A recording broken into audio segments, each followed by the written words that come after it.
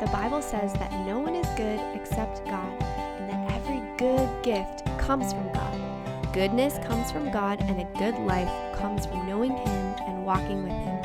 Not that life becomes easy or without problems, but it is filled with hopeful promises, peace through any storm, and abundant, undeserved grace. So, welcome to the good life, where life is far from perfect, but God is good. Come on.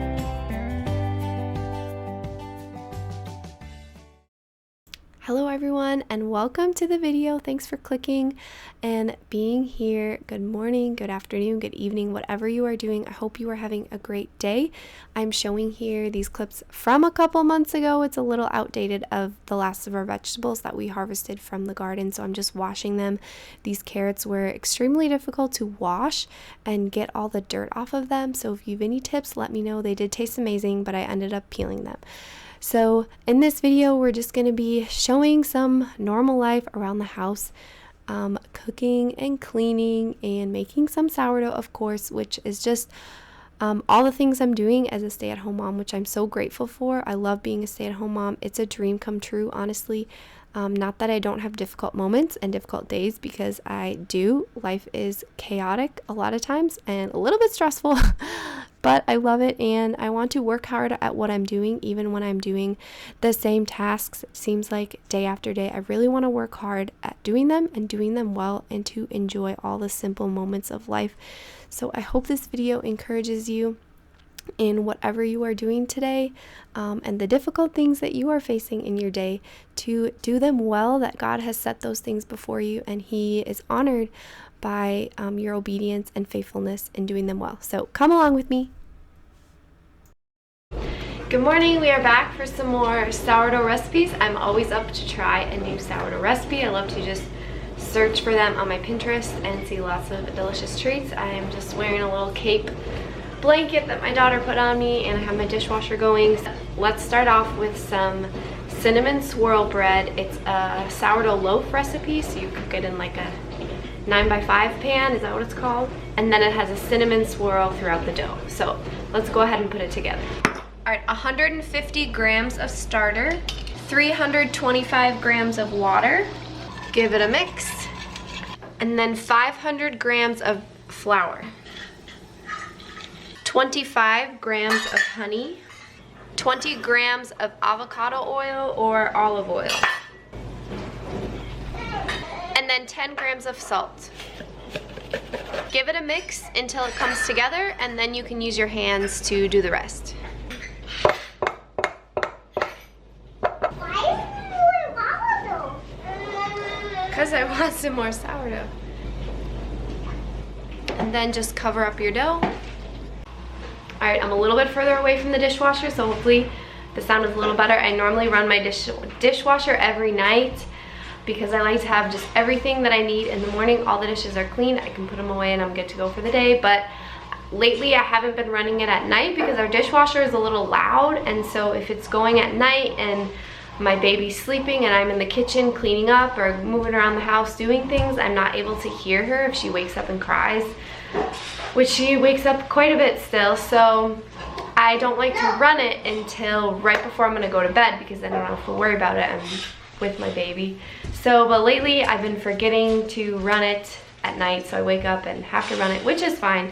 Just a little bit out of what I try to do. So with the bread, normally you want to let the bread sit for about an hour and then do your stretch and folds. We are headed out the door, so it'll sit a little bit longer than that. It should be just fine. And then you want to perform 4 sets of stretch and folds every 20 to 30 minutes. And sometimes getting something done means a little bit of a mess and the kids having fun, but that's okay, that's life. Just a beautiful fall day. This tree is such a beautiful yellow out our window. I look at it every day just to see the colors change and to notice it. It's so beautiful. The camera definitely doesn't do it justice because it could break. All right, we are home from the store. I went out to buy some Epsom salt, which we will do something with later, hopefully soon. And I came home and did a first set of stretch and folds on my dough. So now I'll give it 20, 30, 40 minutes. The next time I think about it, I'll give it another set of stretch and folds. And I thought I would try to also make today some sourdough chocolate chip cookies, just because we haven't had cookies for a while, and It sounds good. I found a recipe with brown butter, which is always delicious. I made it just for the first time a couple months ago in some cookies, and it just gives it such a delicious flavor. The recipe starts off with making that brown butter, and then you need to let it cool, so I thought I'd do it first, and then it can cool for a while, and if I need to take a break and do something else, which I probably will, I can, and then I'll get the cookie dough started after that. And yes, my baby was in the fridge. It's her favorite place to be. And now she has learned how to climb on everything, so I have to be so careful. Yeah, she's a climber. You gonna jump on there? Jump, jump, jump. All right, we're ready to make some brown butter. So this recipe calls for 2 sticks of butter, 1 cup of butter. I'm doing this one-handed here. And you are just gonna let the butter melt. You're gonna keep cooking it, and it will start to foam up at the top. And then after that, it'll get kind of like an amber color with some brown bits in it, and that's when you want to remove it from the heat. But it will take a couple minutes. The butter is cooking here. It's just simmering. I have it on about medium low. Yeah. And it's still pretty yellow, but you're just gonna keep cooking it. All right, I think we're getting a little closer. There's a lot of foam on the top, so I almost can't see what color it is under. You can always kind of tip it. Okay, actually, I'm gonna have to check because I can smell it. It has this beautiful nutty smell. Oh, yep. You can see a swirl of brown in there. So I'm gonna remove it from the heat so it doesn't burn. Here is the brown butter, so you can see that beautiful amber color, and there are some specks at the bottom of it as well. So you want this to cool before you use it in the dough, and it's okay if some of it solidifies a little bit too. But you can really kind of see it now from the top, that goldeny color.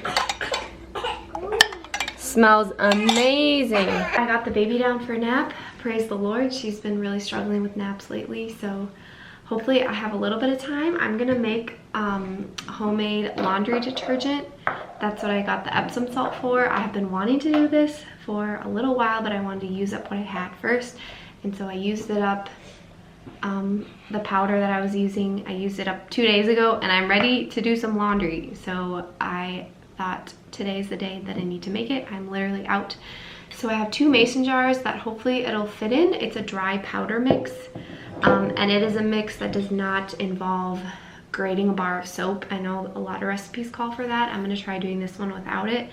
It has Epsom salt, baking soda, and then washing soda, and then some sea salt. If you want, you can put in some drops of essential oils as well, which I'm excited to do. I've been buying, you know, fragrance-free detergent for a while, just for skin sensitivities, but I'm excited to put a little of those in. So we're gonna just mix it up. I think I'm going to put half the recipe in one, half the recipe in another one. I thought about getting a big bowl, mixing all together, and putting it into 2, but I'm not feeling like doing that. So I'm just gonna put half the recipe in here, half in here, and I'll share that with you. Hopefully it'll fit in these, but I'm guessing it will. And I have a little helper here who's gonna help me as well. All right, so let's begin. I'll just share the total recipe amount, and then I'm just gonna kind of split it between these 2, but I'll share what the full recipe calls for. So 1/2 cup of Epsom salt. I'm kind of guessing, I'm not doing precise measurements, but good enough. All right, you pour that in this one. 1.5 cups of baking soda. Yeah, there's cookies. It says you can use baking soda for cooking and baking. That's why it shows cookies. And it will probably make a mess, okay, Abigail? Oof, I'm tasting it. It's in the air. Tip it in this one. Then I want to do one. You want to do the other one? Yeah. And thankfully, this is safe for kids to be around. Good job, Abigail. Whew. 1.5 cups of washing soda. And what is in this, huh? What is in this washing soda? It says make your own laundry detergent right on it, but what is in it? Oh, okay, so in this, it's just sodium carbonate and water. That's all it is. Okay, better than I thought. I think I'm gonna need to bust this open because... Why do you need that oatmeal? Because I don't want it to pour that slowly. There we go. Oh, you will. Yeah, I know. No.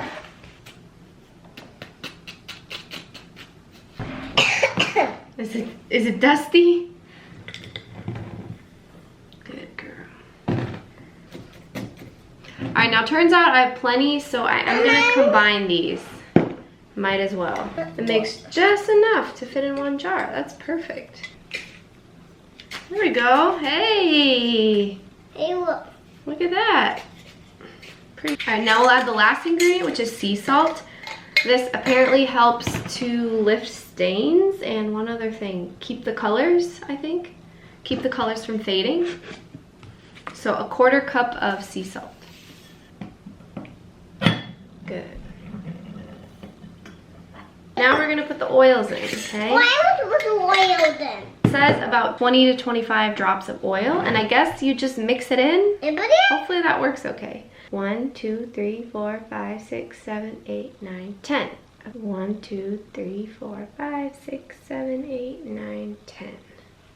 11, 12. All right, I don't know. Are those just gonna mix in? I need to put. Okay, will you put those covers on? Yeah, Mom, we can go on what? It doesn't matter. You can use different ones, okay? Mm-hmm. Wow, it smells so good. I love it. Super simple to make. And I'm sure it'll work pretty good. I guess I'll let you know if it's horrible, but I expect it to work decently. When you're using this, you want to use 1 tablespoon, a heaping tablespoon of it per regular load. If you're doing a really heavy, very soiled load, you could use 2 to 3 tablespoons, but otherwise just 1. Pretty excited to try it out. All right, back to our bread. This is the second stretch and fold I'm doing on the dough.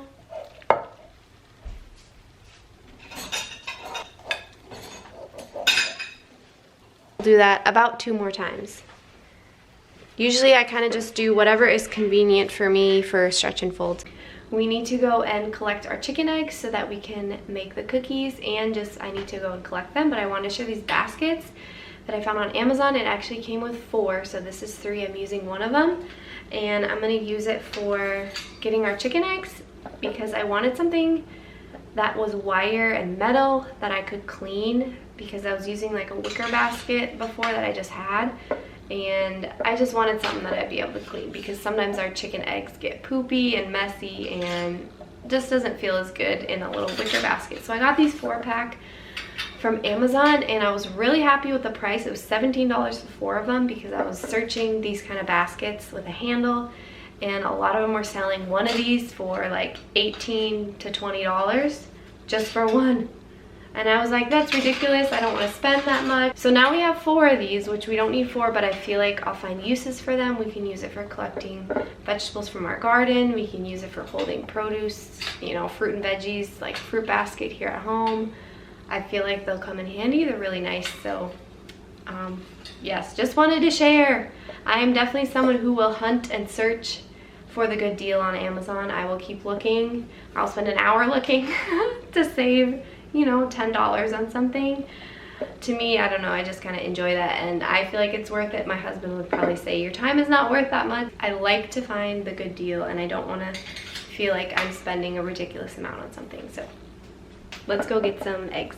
Such a beautiful day. Their little nesting box door keeps falling off here, but look at all these beautiful eggs. I knew that we needed to come and get them. Hi! Hi, Chicky! Hi! Alright, here's our chicken eggs. They're mostly clean. There were definitely a lot of feathers in the nesting boxes. The chickens like to sleep in there sometimes. So I will go through and sort and wash some of these. I like to wash the really messy ones. I'll do that later, because right now the focus is getting these cookies done, but I'm glad we could get the eggs. And now we are on to the cookie dough. I'm going to quickly read through the list of ingredients just in case you want to make this exact recipe, although you can just Google it and find something similar. That'll be good enough. But this is from Amy Bakes Bread. It calls for 1/2 cup of that brown butter, 3/4 cup plus 2 tablespoons of brown sugar, 1/4 cup of regular sugar, white sugar, 100 grams or 1/2 cup of sourdough discard, 1 egg yolk, 1 teaspoon vanilla, 1 1/3 cups of flour, 1/2 teaspoon of baking soda, 1/2 teaspoon of baking salt, 1/2 teaspoon of salt, and 1 cup of chocolate chips. And then you can dust them with flaky sea salt at the end, which I didn't do. I almost never do that, but probably tastes really good. And now for some fun facts about this recipe and other cookie dough recipes. So this recipe, you can ferment it for up to 72 hours, the recipe said. That is 3 days in the fridge. So that's pretty amazing. The longer you ferment it in the fridge, it'll have more of a tangy, sour taste, as well as if you're using discard from the fridge that is older, it will have more of that tangy sourdough taste. You can also freeze the cookie dough in balls on a big baking sheet, and then you can just put them in a bag, keep them in your freezer for whenever you want to bake them. Just bring them out to about a chilled temperature before you bake them. And by the way, these bake at 375 about 7 to 8 minutes. And I learned something new about why cookie dough recipes call for 1 egg yolk, because I always just put in the whole egg because I think, what difference is it going to make having the egg white in there? But I looked it up, so here's a fun fact for you. Just putting in the egg yolk will result in a chewier cookie consistency due to the high fat content of the egg yolk. But if you want a more light, airy cookie, you can put the whole egg in. The dough is all finished. Tastes amazing. You could bake these right now if you were ready to. You could also put them in the fridge for a couple hours and then bake them later in the day. I like to allow for a long time for fermentation, just personally, so I will probably keep these in the fridge all day for the rest of the day and overnight, just because that's most convenient for me to cook them tomorrow sometime in the morning, instead of doing it late tonight. I could do that if I'm really wanting a cookie late tonight, but I'm probably not, so I'm gonna let them sit in the fridge. And before I take a quick break from being in the kitchen, I'm also gonna do another stretch and fold on my bread dough. All right, it is time to clean up this kitchen, and usually I'm the type of person who likes to finish everything I need to in the kitchen before doing a big cleanup, but sometimes I like to clean up as I go. But if I'm feeling like the pressure of time, that I need to get a lot of things done, or if the baby is getting antsy, or if she's happy and I think I want to get as much done as I can, I will just go and messy up the kitchen, and then finally at the end clean it all up. But there's definitely benefits too of cleaning up as you go, because sometimes just seeing all the mess, all the things on the counter, knowing that the dishwasher is full of clean dishes that need to be put away before you can put the dirty ones away, sometimes all that running through your mind can be very stressful, and just the visual chaos of it all.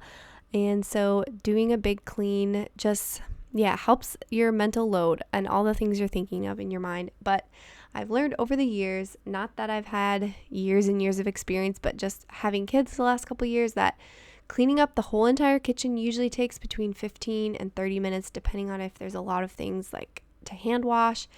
But it doesn't take as long as it looks like it's going to take. So I try to tell myself that. Some people say to set a timer. That's another good strategy, and just helps you realize that I can get it done. It's not this as big of a problem as it looks like. So here I'm taking care of the eggs. I put the ones that were less messy on this rack that we keep on the counter. If you have farm fresh eggs or fresh eggs at your house, you can keep them unwashed on your counter for up to a couple months. But if you do decide to wash them, you want to put them in the fridge, because there's a coating on the outside of the egg that protects it. And when you wash them, that coating comes off. So I'm putting the clean ones in this rack that goes in our fridge. And of course, my daughter wanted to see what I was doing and help out as well. Moving on to my starter, my sourdough starter. But pause and take a look at my husband playing with the girls on the couch after he had come home from work. It's so sweet to see how he plays with them. And it's just so beautiful, the differences between how he interacts with the girls and how I do, because he is so much more playful. And I think dads in general just are more playful. And it's such a beautiful thing. I'm so grateful for him. I am not as naturally as playful with the girls myself. I just interact with them differently throughout the day, which is not a bad thing. It's a beautiful thing. But here I'm feeding my starter. I use a scale to measure out how much I want. And then you mix in a 1:1:1 ratio by weight of flour, water, and your starter. And then using a little hair tie to measure it and wait for it to double in size. Good morning. I just took my bread dough out of the fridge. I'm really, really happy with how it rose. I'm gonna get some flour. Look at that. Next, we are going to stretch the dough into a rectangle.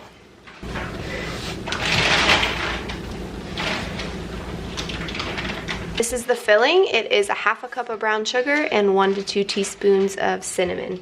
And we're gonna pour most of it on top. Okay. And then you're gonna fold it up into thirds. Baby, wait, what? Why weigh that every day? And then you're gonna put the rest of the filling on top here.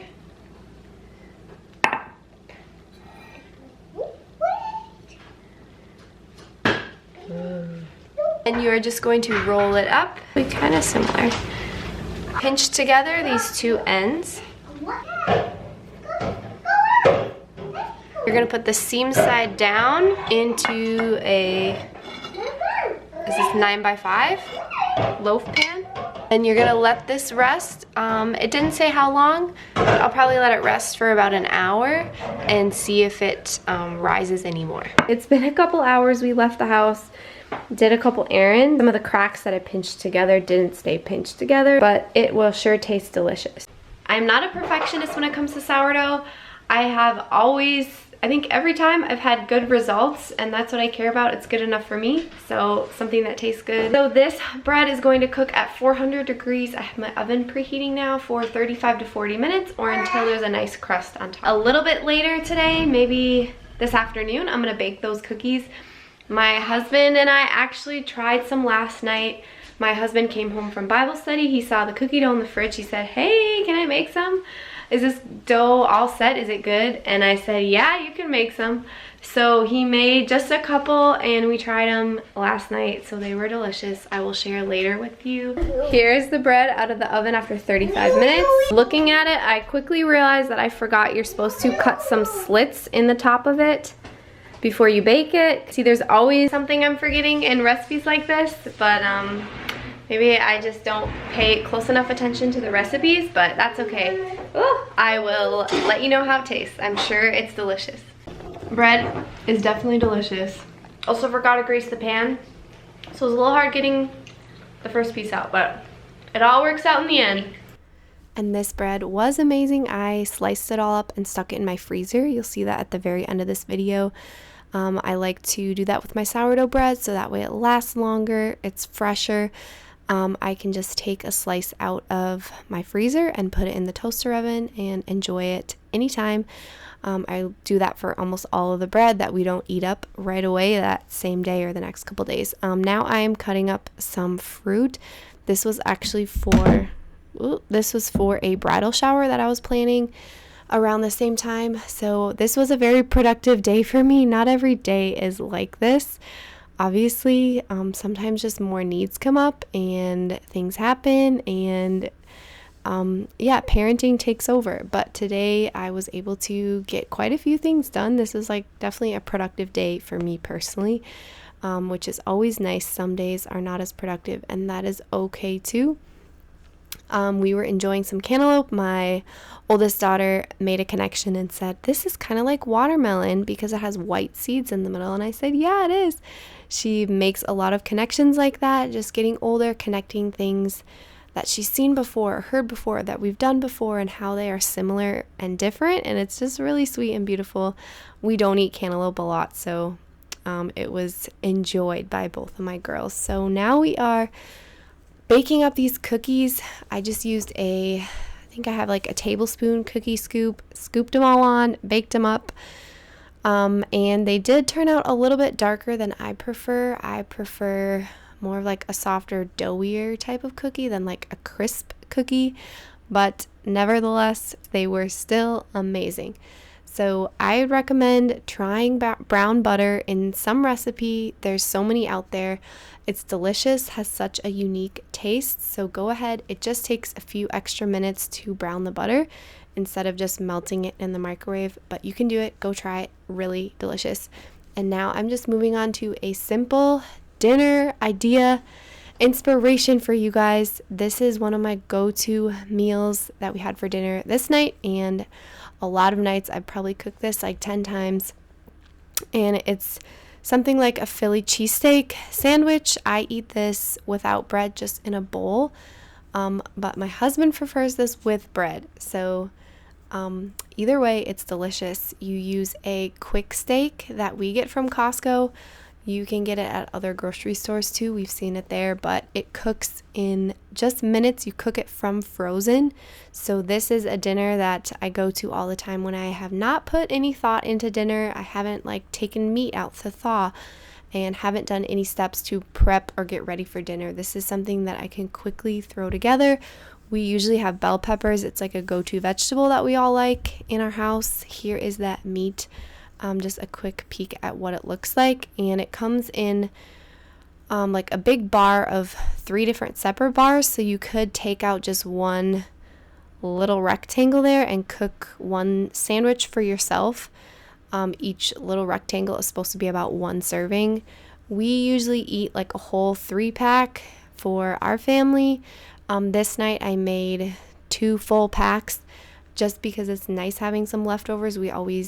Usually we eat up the entire meal if we cook 3 of those little rectangles. Anyway, so you cook up the meat super fast. It's done in a few minutes. I'm sauteing some peppers and onions to go with it. Don't forget the mozzarella cheese on top. I just put the lid on to kind of let it melt and then take it off the heat so it doesn't keep cooking. I eat mine like this in a bowl, but you can serve it on like toasted bread, really good, maybe some sourdough. There is my sink, so many dishes after a busy day in the kitchen, but I'm really thankful for, all the things I got done in the kitchen these last couple days. I really enjoy being in the kitchen when I can. Most of the time, not always, but a lot of days I really like when I can just feel productive and that I'm cooking good and fun, nutritious meals for my family. This is the bread. Slicing it up looks amazing, tasted amazing. Look at that swirl. So thank you for coming with me the last couple days as I'm just doing normal things around the house, living normal life. I love watching videos like this. It just encourages me to work hard and be intentional about the things that I do at home, even the normal, mundane things that you do day to day, cooking, cleaning. I want to do those things well and honor God and honor my family. I think that is really important. So thank you for being here, and we will see you next time. Bye.